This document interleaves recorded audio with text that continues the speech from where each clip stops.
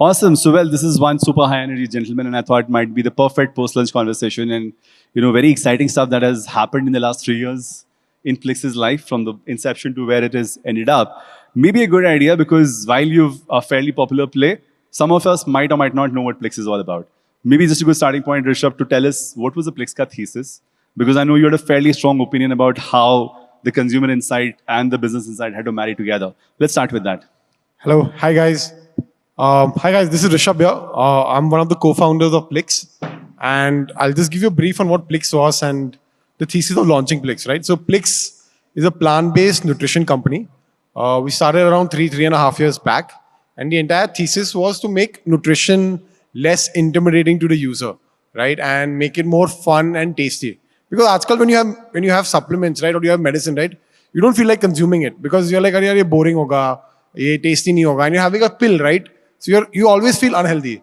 So in that thesis of Plix was we'll make nutrition tasty for you, right? So when you consume a supplement, you will actually want to consume it. So we've launched these products in like bright packaging, poppy colors, and like really tasty fizzy effervescence drinks, right? Our hero product is something like a apple cider vinegar, which is like a fizzy soda which gives you an apple flavor and helps you lose weight. So that was the entire thesis of launching Plix. But honestly, this is not what it was when we started like 3.5 years back, right? ये तो सब अभी बनाया खिचड़ी बना के सब बता रहा हूँ मैं.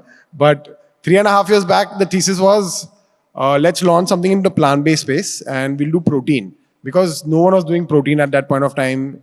It plant-based, right? Like with peas and brown rice. We had whey proteins and they seemed very intimidating to the user. Yeah? Like all these protein brands, if you would consume, right? They were like more of had bodybuilders on their panel, right? And you'd be worrying what would happen if you consume such things. So the thesis was key, let's make it less intimidating, let's make it clean, natural, so that millennials like you and me, right, who want to stay fit, consume it. And that's how we actually launched Plix. We're the first guys to launch plant-based nutrition. But soon we realized that I think targeting only a millennial audience is not going to fill the bucket of investors and no TAM sahi nahi hoga. So we got into much more bigger plays like wellness, weight loss, beauty. And that's where Plix did really well. The lens I remember. So we just, in fact, recorded a podcast about a month ago where the obsession that he has with the whole idea of RoAS and insights on average order value was very transparent. Maybe a good idea, Rishubh, to look at that learning, which led you to maybe 3x your average order values and you chose to only sell bundles and how that translated into business outcomes. So I'll tell you one thing, right? We have a lot of D2C brands today, right? And a lot of brands have scaled up, a lot of brands haven't. And most people will be saying that D2C is a very expensive affair, right? And the CAC is too high and you'll burn a lot of money and you should focus on LTV and you will always burn money on the first order, right? And you'll hear brands raising like 100 plus crores and like not being able to scale up. And if you look at their P&Ls, right? But at Plix, right, we wanted to build something very differently. And our thesis was, since we are founders, right, I think I'll tell you also a little bit backstory. So Plix, till it scaled up to a run rate of around 3 crores per month, right? We did not raise external capital. We used to do everything on our own, right? So as founders, we were very bootstrapped. And we want to do everything on our own. So even after we raised capital, the thesis was, let's build Plix in the right way, right? Not burn money and let's make sure the funnel is working. So the thesis here I've had is to build a strong D2C brand, right? What you need to do is you need to focus very strongly on RoAS, right? And your CAC has to make sense. So at Plix, if you see, right, usually an effervescence, we have a product which is an effervescence, which will sell at 350 rupees. And honestly, if you're building a brand online, 350 rupees में तो business बना ही नहीं सकते यार. If consumers buying a 350 rupee product, right? आपका 50 रुपया shipping में चला जाएगा, 20-30 रुपया commission में, उसके बाद 1000 रुपये का CAC, and you'll have like a 700 rupee burn on every customer acquiring. Right? It'll become like when you're acquiring a customer, you're not celebrating, you're crying because it's hurting a P&L. So we're like, this is not what we want to do, right? We want to celebrate acquiring a customer. So we said, let's make the unit economics possible. So what we did is, we said we will not sell a product at 350. We will sell a bundle, which is a pack of 4 today, right? So we go on our website, we took a very conscious call. Here, I will not build a single ACV, sell you a single ACV. I'll sell you a pack of 4. So we'll sell like 4 ACVs at 1200 rupees today, right? Instead of giving it to you at, 1400, give you some discount also. But at that way, my unit economics makes sense, right? Because अभी 1200 रुपए का product पे मेरे को 700-800 का cap is also possible, right? With good gross margins, most businesses are at around 70%. You're able to afford the CAC now. And then shipping and commission makes sense. And you're able to break even on the first order. So that's what something we did very strongly at Plix. We were like, we will compromise on, maybe some people will not want to spend 1,200 rupees, right? That's fine. But if we acquire a customer on a website, he will be acquired at a break even. Otherwise, that's something we'll not do. It's quite tempting for a lot of people to generate trials, and this is a single unit SKU, 350 rupees. People will find it easier to try with it. But what Plix seems to have done is take a counter stand, which is kind of in some sense brave. At the same time, you validated from the outcomes that your conversion rate did not dip as much as your outcomes were. So the RoAS actually got much better. Correct. So, ये भी thesis होता है कि यार trials कराते सस्ते में, right? But I'll tell you what happens is, right? So with us, at least with nutrition, right? Indian consumers need to build habit, right? Which is very important. अभी तुम a single pack of effervescence has got only 15 servings. 15 दिन में habit नहीं build होता यार. I'll be honest. So what we did is we will give someone a pack of 4, right? So now he's going to consume for 2 months, right? When he consumes for 2 months, he will see results. He will build habit. He will have incorporated something into system. Then it's very difficult to move back.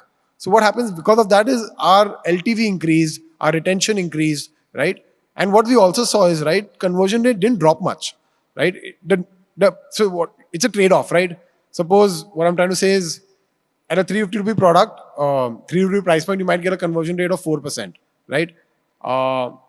And take for example, you will maybe sell 10 products and you will do like 3,500, right?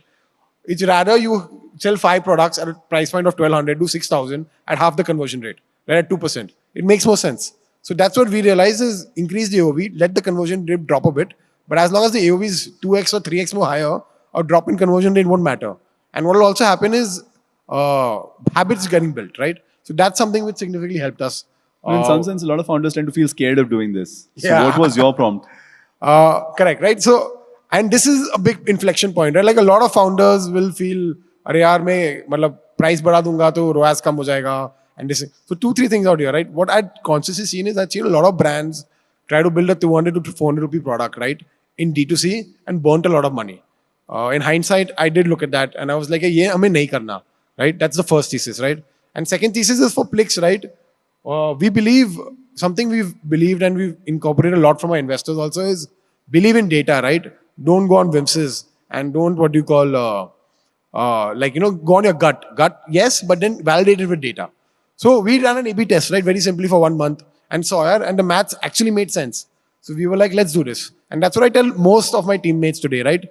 If you ever have a thesis or a hypothesis you want to test it out. Because the value of testing something, right? The losses could be like barely 3-4 lakh rupees, right? But if it turns out to be successful, you can most probably build a business. And for Plix, it was life changing, right? We went from maybe what we were doing like a 2-3 crore per month revenue to building a business doing north of around 14-15 crores per month, right? So the thesis is always test, right? Don't kill the idea on birth, test it out for 1 month and then see what happens. And in some way, be a little bold about it because if it worked out, the scale which became 4x while remaining viable.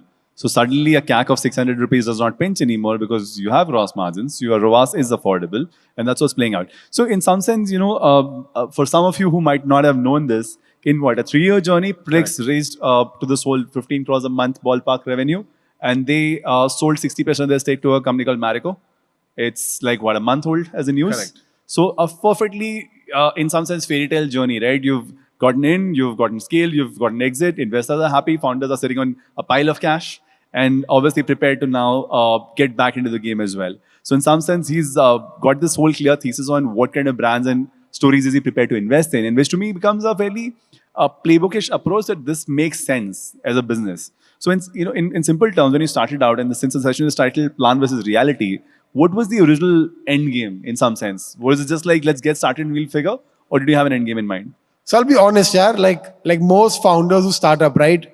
I was very new to this. Like I had no head or clue of how to build a business, talk the VC language. Like I think this will be my biggest, when I'm doing a fireside chat, right? This is not something I do with my bread and butter, right? I was a guy doing a very basic job in consulting, and the thesis was that let's launch a business where I'll sell 1 order a day. Right? The focus is not to 10,000 orders a day, right? 1 order a day. 2,500 rupee ka product hai, 50% gross margin, 1,200 rupees kamayenge. We'll make 40-50,000 is what the thesis was. Right? There is a space and we'll see how to build with it. Right? And obviously the journey has been phenomenal, but we've learned a lot on the journey. Right? So the plan was honestly not to build something so great, right? In fact, I never even thought that businesses can be valued at 100 crores, 500 crores, 1,000 crores, right? I thought these were like all fairy tale numbers only, right? What I'm talking right now. Honestly, nothing. I started off in like my father-in-law's house with one intern who I paid like 5,000 rupees salary to do graphics. That's how I started off, right? Bootstrapped. I was customer service. In fact, I have two numbers now because my one WhatsApp number is blocked. Because I was messaging people, right? Arey yaar, order le lo, please. Because you know what happens, right? If any D2C brands are there or you know how e-commerce works, right? You order on cash on delivery, then 4 days later you change your mind. But CAC was hitting me at that point of time. So the thesis was all of this today, right? Seems well constructed and all, but the plan or when I started off was nothing. And honestly, learned a lot across the journey, right? And today it's become what it's become. And we scaled up. We got investors on board after a certain point of time. Investors groomed us, and we scaled phenomenally well. And then we're like, now I think it's while at Plix, right, I think what we understood very well was digital. So the thesis was that offline to karna aata nahi hai. And I was like, ye seekhna nahi hai. So we got Marico on board. Right? So that was the thing. And I think Marico now will help us build offline and hopefully we can get Plix into all households going forward. By all means. You know, you've been pretty obsessed with this whole construct of RoAS, and while you had this super, very elementary, modest starting point with one intern on design, you did have a bunch of inflection points on the way. Can you tell us, let's say, the key milestones in your journey which proved to be game changers or, let's say, orbit changers? So I'll tell you, right, for one of the reasons why we've been so successful, and I think Ankur Zom mentioned, but I'll tell you is, Plix has built a good 200 crore plus revenue business, right? With barely any capital, right? It's barely around, I think we burnt around 14, 15 crores of capital.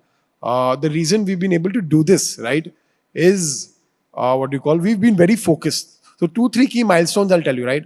And I'll even talk about it's not been a fairy tale journey, right? So for us, the journey was, we went to a 3 crore run rate. And what happened then is we got investors on board. And investors were extremely excited. यार अभी तो यार इन्होंने बिना पैसे 3 crore का business बना लिया, अभी तो क्या लेके जाएंगे, right?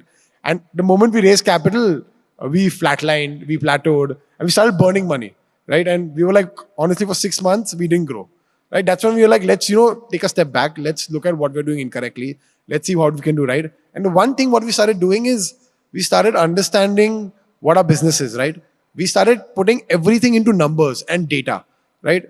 So what we did, one thing which changed is we built a P&L, which is something what we call today as growth metrics. But basically what is, every day at the end of the day, we would, tabulate our sales. What is my gross sales? Our 10 lakh ka business kiya.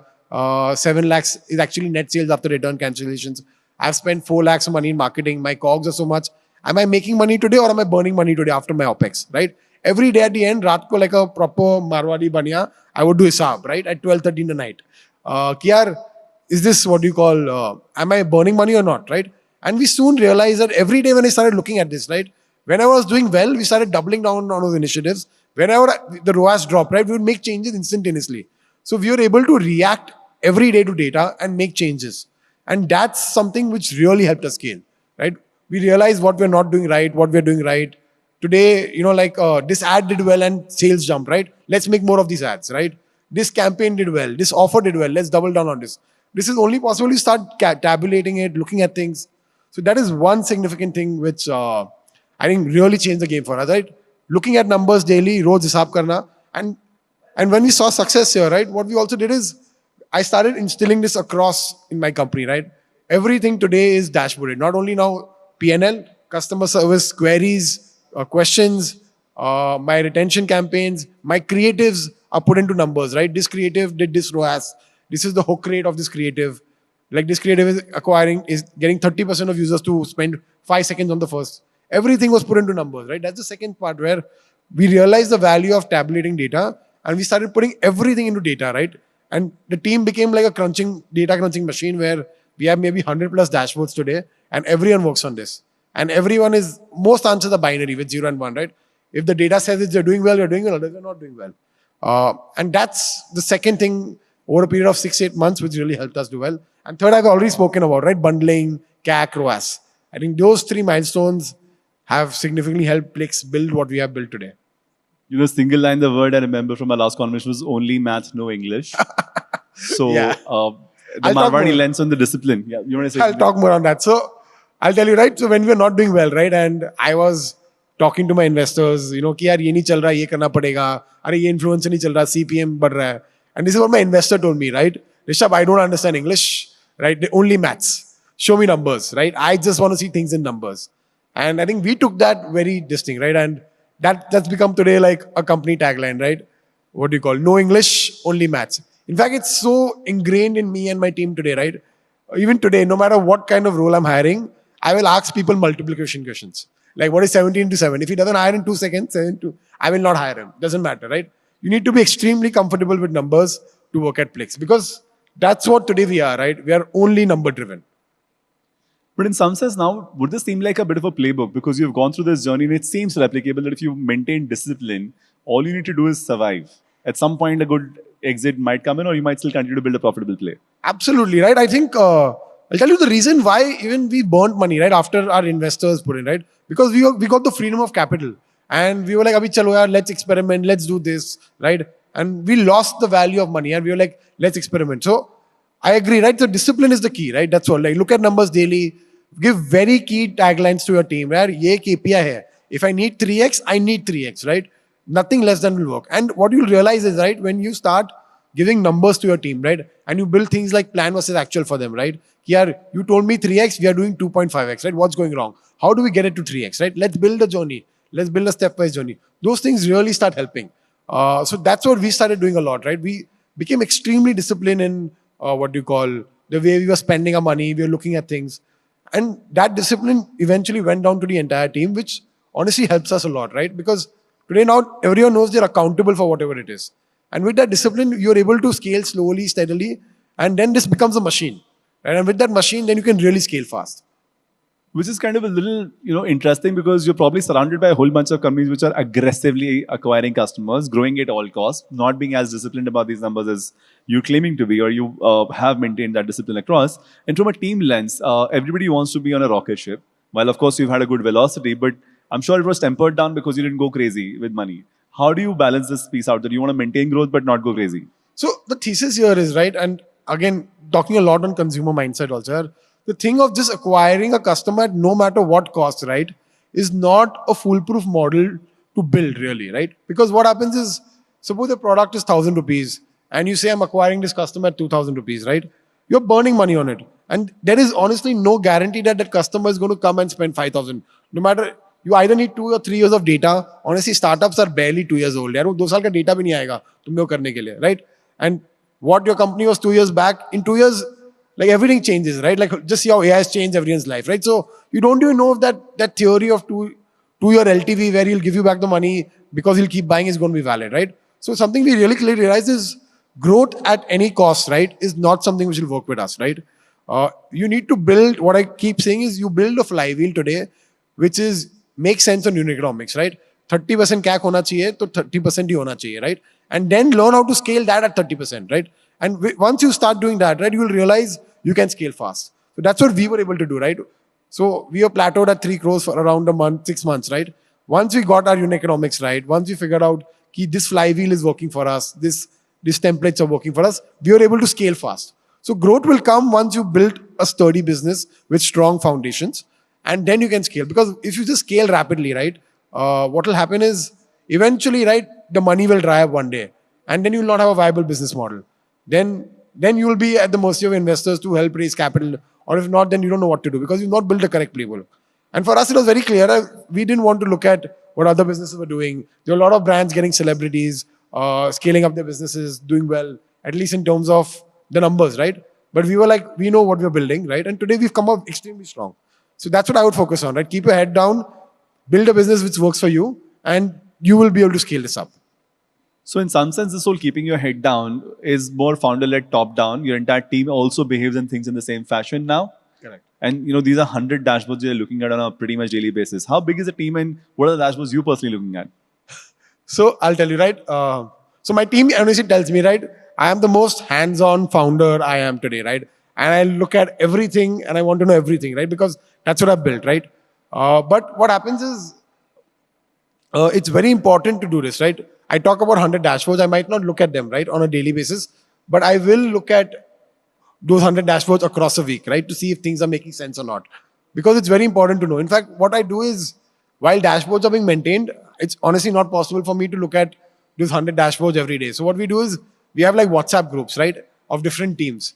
And those dashboard screenshots are shared across in the group. And while it's difficult to open on your phone and look at it, screenshots can be looked at very easily, right? When you're on the go and this and that. So that's how I maintain at least looking at my top 30, 40 dashboards every day by looking at it on WhatsApp. And what I also realize is when the team is accountable to share those screenshots, right, they'll make sure they're doing those dashboards. And what happens is when they're doing those dashboards, they will know if they're going wrong or right? Then nothing breaks. Because I've seen this multiple times that and when you're a team, right, today Plix is maybe 220 people, right? And there are so many people, right? You lose track of things. Like, and if things are not dashboarded, right, you will realize something will break, and for 15 days it's broken, no one will realize. This has happened with us, right? Like, there's a message which goes out to a customer once he gets his order, right? That your order is confirmed, your order has been delivered, thank you, and this is a free diet plan. And for some reason, we weren't tracking this number, and it broke. For 1 month, I don't think we realized. And because it wasn't linked to revenue, but it's more linked to customer experience, right? He gets a diet plan. So things will start breaking and you'll never realize if they're not dashboarded. So at Plix, that's why what we do is we dashboard everything, and that really helps. So in some sense, you're saying the team's kind of aware that the founder kisi din jaake kuch to dekh lega, so they might as well be ready for it at any point of time, right? In some sense. Yeah. Just on that, right? They are absolutely no. And like what happens is when you start to share screens on WhatsApp, right? I might not look at it for 3 days, right? But 4th day, tube light jalegi. Yaar, arey, chalo. And I'll check yaar, last 4 din ki dashboard jai ki nahi hai. And if they miss, right, I'll hold them accountable. So that way, while you might not need to do it every day, you can do it in a week. But at least you know that those dashboards are being built. Tell me something. There are a bunch of things which are very number driven, which are easy to dashboard. And there are things which are possibly slightly more complex. So in terms of this obsession translating into slightly more nuanced areas which are hard to put into numbers, give me a couple of examples of what and how you've done there. So 2, 3 things, right? Like there are a lot of things which are very difficult to tabulate and understand, right? Ki yaar maine aaj, like I'll tell you, right, for us, and a lot of people even face this issue, right? Ki attribution kaise karna hai? Ki yaar, I spent today 50,000 rupees on this particular influencer, suppose influencer X, right? Did I get revenue or not, right? How do you know? Because Instagram pe video chala hai, there is no way to track it, right? If you guys are from digital brands, you'll realize there is no way to track it because there's no link click. How do you understand, right? And it'll get lost in the world of data. So what I tell my team to do is, right, and this is very important, is you first set a very clear baseline. Ki yaar, like suppose today this product is doing suppose 100 rupees a day, right? You set a very clear baseline and tell the team that now I will not spend on anything else. I'll only spend on, I'm spending on influencers today, right? And I'll see, does the product revenue on an overall basis increase from 100 to 200, 300? Doesn't matter where a date number comes from. If it increases, right, incrementality is there. And I've not changed anything from my baseline, which is very rock solid. And I know that. If that is there, then we know it works. So that's how we look at least when, when things are not easily being into crunch, then, right, there is no 0 to 1. We look at incrementality a lot of times to understand how to see if things are working or not. Very interesting. You know, we spoke about the fact that you raised funding only after you hit a 3 crore run rate. What's the rationale? Was it a conscious choice to delay it, or was it more like you wanted to, let's say, get your desired valuation, so your negotiation position got better? What was the rationale around? So I'll tell you, there is no, when you are building a business, right, you can plan the world, right, and things will never fall into place, right? There was no thought that 3 crore pe karna hai. If I was able to do that, then it would be like magic. But I'll tell you what happened with us, right? Honestly, like I said, right, I wasn't a founder who was into this VC world, who built a business to raise capital. Meko kuch samajh mein nahi aata tha ye sab. I was like, ek product bechenge, that's what it was. And we did fairly well. And then I got introduced to someone who said, "Hey, boss, your business is good. You have such good unit economics. Why don't you raise money?" And this was at 30, 40 lakhs. So honestly, for me, the journey began when I was like, let's raise capital from 30, 40 lakhs, right? And I kept on knocking doors. Maybe 80 to 100 VCs is what I would have spoken to, right? Some myself sending personal emails. When that didn't work, a banker reached out to me. I said, "Tu kar le yaar, mere se to nahi ho pa raha abhi," right? Because fundraising is a very taxing process. Creating the deck, the data, the numbers when you're a small DNT is very difficult, right? So it took us a lot of time, honestly, right? It took us literally 14 to 15 months, 80 to 100 VCs to really even get someone to put in capital into the business, right? Did you not hate this stage that I have such a healthy business, such healthy unit economics, and still these guys don't get it? What was the reason for not getting the money? So fundraising, right, is a good reality check, right? You might think you're doing the best thing in the world, right? You're building a great business. It's a new category. unit economics makes sense, right? And like everything is right, positive, and businesses out there are burning money yet being able to raise capital, and you will say, what am I doing wrong, right? But what happens is, I think investors look at things very differently, right? They're not valuing you on your business today, right? They're saying, will this business be able to be profitable when you scale, right? That's a big question, which honestly we didn't know, right? And secondly, I think there are a lot of things which an investor will look at, right? Me and Akash were a family-run business. I think some people have concerns on that. So it took us a lot of time to realize, and a lot of feedback was given in that process, which we also learned, honestly, right? And helped improve us to really get there. So did one of those 79 people who said no in a 6-month time frame come back to you, say, Rishubh, you would like to talk? So a lot of the guys who said no today are regretting it. But I think all fair and done. No one knew this journey, nor did I. But I'll be happy. I think I reach out to them today, and everyone is happy to write another check when I start my next business. And now he's prepared to be an LP in some of those funds, I guess. So that's going to be interesting. You know, in terms of the numbers of how much money to raise and the kind of consequences that happen, because the discipline gets a little diluted when you have money available, you tend to be more experimental than you need it to be. How do you decide how much and what is good enough? And so here I'll say, right, something this is very close to me, I'll be honest, is when you look to raise as a founder, right, you should really understand the importance of raising. And when you raise money from a venture capitalist, you need to very clearly understand that, boss, I have to return this money to him at a 4x number, right? And while, you know, a lot of us today, and especially the media, right, praises that this founder had raised at a X valuation, like a 1,000 crore valuation, 2,000 crore valuation. And that, in fact, pushes us to what do you call also chase for like higher valuation numbers, right? But what founders don't realize is the higher valuation you raise at, right? You might get a good number, but the more onus on you to deliver a bigger business to that investor. We'll just look at it this way, right? Today, Plix, okay, it raises at 1,000 crores from a VC, right? Now I have to deliver a 4,000 crore business, right? In fact, if I raise at a 500 crore valuation, I'll have to deliver only a 2,000 crore business to him, right? To get an exit for him and me, because he's not going to walk away till I give him that. Right? That's where he makes his money, right? So it's all the more stressful at the higher valuation I raise. And so this is why it says don't get too glamored by the impact of raising capital at a fancy valuation. See what your business is. See what you can hit, right? If you can hit only a 2,000 crore number, you rather raise at a lesser valuation. Don't go and oversell your VC that the TAM is so big, because in the end, when things don't work out, right, you guys are in a marriage and he's going to ask you the same question. Yaar, main to bola tha 4,000 crore ka business hai, we are not growing, whatever. So be very careful when you raise, and only raise how much you need, right? So at Plix, right, we only raised 30 crores to build what we are, and we didn't need more. That's why we were like, let's not raise more, let's leverage distribution experience and get Marico in, right? Because what also happens with too much capital, right? What will happen is, suppose you raise 200 crores of capital to build a business from maybe like 120 crore a month to 40 crore a month, right? Now, to me, 200 crore, and you don't know where to spend, right? The investors will ask you, where are you spending the money because you're not growing, right? And those questions will start coming up. So it's very important to know where you're going to spend the money, how you're going to spend it. And if you raise too much, there will be pressure on you to spend. And then if you've not built the unit economics, the flywheel, it will become a problem. And you'll burn all that money. And what will happen is you'll yet be at the similar stage. And you'll be like, I don't know what to do now. I'm assuming that's a lens a lot of founders which have raised seed or pre-seed and struggle to get to the next point because they've burnt all that capital and they haven't got this flywheel sorted. The CACs are still not under control, and now it's a doomsday because they can't show growth without more money, and without growth there is no more money coming in. It becomes a vicious kind of loop, and you've seen a lot of mortality coming in because of that. Yeah, that happens, right? Because now what happens is if you've raised capital, and so for consumer brands, I believe. This is my thesis, right? I believe when you are at 100 crore in terms of ARR revenue, that's where the death knell comes in, right? Because you'll go and most probably raise a fancy round of 50 to 100 crores and you'll be like, let me spend this money. You'll be pushed to spend also, right? And you build a business on performance marketing, digital. And you'll be like, my next leg of growth is maybe do TV or get a celebrity on board. And what will happen is you'll spend 30, 40 crores, get a celebrity on board, do TV. And you don't know, right? That you've not built distribution for a TV to have effect, right? You know how to do perf today, which is digital advertising. And what happens is you spend 30 to 50 crores, you're off, and you're wondering, on the back foot now. And now I need to deliver a bigger business to my investors, to myself, and I'm already on the back foot. So this is what happens a lot of times when you start raising too much capital when you don't know how to spend, right? And then you're on a big back foot, and then you're thinking what should I do next.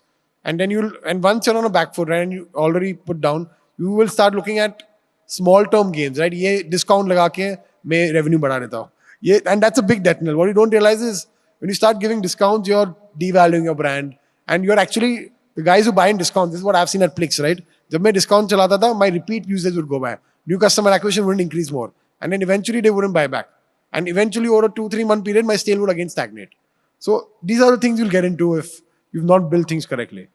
So in some sense, this is a consistent kind of thesis that number obsession, at the same time discipline around RoAS and ROI on every single activity you're doing, which is keeping that discipline intact across the entire organization. In some sense, what this looks like now is a very well orchestrated kind of play. But again, from a planning to reality to discovery, you did talk about the mistakes that you made after you raised your money. Zoom in a little bit on what are the 2-3 key mistakes. Is this overdoing the top of the funnel spends? And I remember you were obsessed with this. Even my top of the funnel brand advertising is supposed to deliver a certain ROAS. Correct. If it doesn't, then I will not do it. Yeah. So I'll tell you, right? 2-3 things here, right? What we did at Plix also, right? How the key mistakes we made, and I would recommend is don't go overboard on OPEX, right? What happens at times is you don't realize is if your operational costs start going very high, right? It becomes a big problem. So for us, what happened at one point of time, our operational costs were like 30-40%, right? And while we were doing only a 3 crore business, we were burning around 1 crore, right? And that's a big problem to have because you either grow or you die then, right? So be very careful with your operational costs. Don't overinvest, right? Take baby steps if needed to grow, right? That's the first thing which is very important. Second thing is what we like doing, and this is something I would recommend people to do is like, a lot of there's a lot of conversation where people say brand, invest in brand awareness. Don't look at ROAS. Customers will eventually flow and build your top of funnel, right? Now that's a thesis I don't believe in. I think that thesis works very well with FMCG brands where they have distribution set and price points are lower and you need brand awareness when you enter a GT shop, right? And you see the product and you'll buy. But isme na, matlab, I don't believe brand awareness works because you don't get ROAS today, right? And then it gets lost. So this is what we do at Plix, right? I will tell my team very clearly, if you want to do top of funnel awareness, you show me the ROAS, right? If I'm spending 10 lakhs, it can take 30 days is what the timeline I'll give you, right? But I need incrementally 20 lakhs to come in. If it doesn't come in, I'll rather spend on bottom funnel, where I'm guaranteed I'm seeing 2.4x every day come in when I'm doing my hisab at the end of the day, right? When I see I'm doing this thing here, my P&L I'm making, I'm seeing my ROAS at 2.4x. So I'm very clear here, right? So just for guys who don't understand, top of funnel advertising is where you just create brand awareness. You will run advertising just to show people, and the metric to track is video views, right? While bottom funnel will be the metric to track is conversions. So I was very clear here. If you cannot show me ROAS, eventually these guys are buying. Let's not do this anymore. So the only people who benefit out of that is perhaps the Googles and the Facebooks, because they don't even have to show impact from that lens, right? Yeah. Okay, awesome. The only last bit I'm going to try and touch upon is this whole lens of runway and how much time did you want to keep it floating? If you're so obsessed with ROAS, you pretty much have infinite runway because you're not dependent on external capital. Is that a conscious lens that you applied, or it was more like the money and discipline that anyway came naturally? So 2-3 things here, right? I think just to have conversations, right? Like I spoke about, 6 months we were flatlined. We started burning 1 crore a month. Their conversations also happened, right? Where boss, we were looking at runway, right? And it's a scary place to be in, right? You've hired so many people. You're answerable to so many people. You're answerable to investors. So runway is something with a conversation I had once, right, with my investors, and it's not a conversation to have again. That's one thing where I was like, boss, we have to turn this business around, right? A business which is profitable, or at least which is not burning any capital, right? You do not need to look at runway anymore, right? It's infinite, right? You are never going to say that, boss, I have to grow 10% this month and 10% next month because otherwise I'll not be able to get my next raise, right? My next VC will not happen, right? So once a strong business is built with good in economics, runway, that conversation of runway will disappear, right? And then what will happen also is once you realize that you're not looking at immediate gains, right? You will build more what do you call theses, right? And logics which are more long term, right? Where you'll be like, let me do this for 3 months and understand how it works, right? Let me do this for 6 months and see the impact of it. Then do short term gains which are actually detrimental to the business. So at Plix, we don't run any discounts, right? You'll never see Plix running a buy one, get one, buy two, get two, right? We only do like inflated pricing where we'll say MRP is 1400, you get at 1200. But we are measuring up discounts post 1200. Awesome. So, well, I think let's get to the most meaty part of the equation, which is one of the fastest, I would imagine, strategic kind of exits in some sense, not full but partial. Tell us the what, why, how of that. How did it come about? So I think for Plix, right, I think the best part of our journey was mid-October 2021, I think, we raised capital. 18 months later, we sold our business to Marico at like 6x the valuation of what we raised at, right? Everyone made a lot of money, right? And the entire thing was fantastic. But the thesis about this, right, was very clear. For us, one is like I spoke about, right? I didn't want to get into the valuation game again and again, right? Where you keep raising money from investors at like an X valuation and never deliver 4x. I thought I did very well doing one round and didn't want to do that again. That was one. And second is after I think investors helped us in the 0 to 1 and 1 to 10 journey, right? Which is very important. How to groom, how to build businesses, how to look at numbers. But now I wanted a partner who would be with me from 10 to 100, right? And who would look at building Plix from a 20-year lens, right? Today, when I talk to Saugata, who's the CEO of Marico, he thinks 20 years down the line, right? Which is phenomenal. And that's what I wanted. And I wanted to learn how to build brands which last 30 years, which are profitable, right? That's my next leg, right? I've done the VC, the growth, the adrenaline rush, everything. Today, now I want to be more stable, build offline, build distribution. So that was our thesis when we were like, let's look at Marico. And this is why we spoke to them. And now we are, I think, going to build our next leg, right? Which is from 10 to 100. Build a business which will last 20 years, 30 years, build distribution. Hopefully, it will be in every house. So Parachute is in 25% of every Indian household right now. And that's what we want Plix to be in. Awesome. Well, this conference was supposed to be about beyond hype and retention. Maybe something about that. What was your level of obsession with it? You had all of these metrics going. So I'm pretty certain this was an important one too. So yeah, retention, I think, is something which is very critical, right? Because I believe it is way more cheaper to, retain a customer than to acquire, right? 800 rupees ka CAC, 100 rupees ka retention, right? Wo bhi, I think, over a period of 2 years where he's bought multiple times, right? So I think retention is very key. You cannot keep going and acquiring Plix's customers, right? Today, I think Plix's website will have 50% of repeat purchases, 40 to 50% of repeat purchases, right? So I have to stress less. I have to only suppose if I'm acquiring every day 100 new customers and I have 0 repeat, right? I have to stress about acquiring 100 new customers. Today, my stress is half. 50 to purane hi aa rahe yaar. So 50 I have to acquire, right? So then the stress becomes less. So we've worked very hard on retention, right? In fact, I don't know other teams, but at Plix from the very beginning, we've had around 4 to 5 people only working on retention, right? We have a guy who looks at WhatsApp, looks at SMS, who looks at email, and all of this is tracked, pushed across and done, right? And we run very interesting offers to, improve retention. So what we do is for that, so I think retention is the key. The metrics we look at is for a good brand to be stable over a period of 12 months, right? At least you should get 30-40% of repeat customers back. But I'd also say this is not the holy grail, right? If you're doing 30-40%, the number is actually a lot higher. It's actually going to be 70-80% because half those customers who bought once on your website have actually gone and bought on marketplaces, which you will not be able to calculate, right? But they are there, trust me. And we've done this and it's validated by data. So I'll tell you a very interesting insight, right? We were like 30-40% of our consumers are buying. So we were like, why are the rest not buying, right? Product is great, taste is great. Indians love taste. People are saying they are seeing results. What is the issue, right? Unko 2 mahine ka product, 1 mahine ka product habit bhi de diya. Then why is that you're not buying, right? You sent an email to our customers saying, guys, you bought Plix once and then you've not bought back in the next 12 months, right? What is the reason you didn't buy back? And we gave them 3-4 options, right? One is you didn't like the product, or you didn't see results, you bought from other places, you bought from marketplaces. 40% of the consumers who did not buy back Plix on the website were actually buying on marketplaces, right? So when you're doing actually 30% or 40%, your retention will be at 60-70%. So even guys who have poor repeats on your website, if you are doing a 10 or 20 or 30% repeat, that number actually is a lot higher, right? Because Indians love buying on marketplaces. It's more convenient, it's faster, and you cannot compete with an Amazon. They will outbeat you.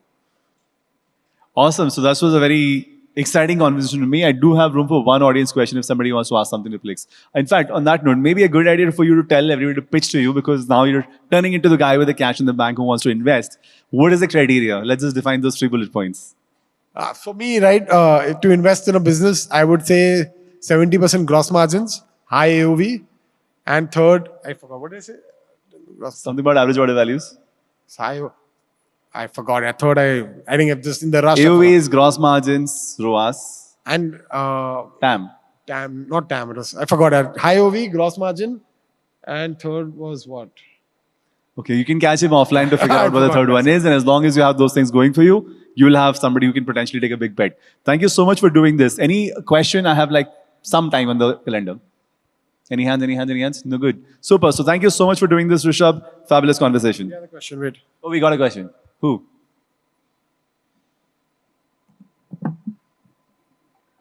You briefly mentioned about the flywheel and how you guys first understood how the flywheel works for you and then scaled. Could you throw some light into how an ideal flywheel looks like for an upcoming lifestyle consumer brand?